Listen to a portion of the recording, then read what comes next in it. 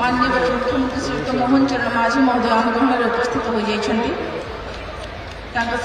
कटक जिलापाल श्रीयुक्त दत्तात्रय भाव शिंदे डीसीपी खिलाड़ी ऋषिकेश ध्यानदेव वर्तमान मुख्य अतिथि जातीय पताका उत्तोलन करेंगे।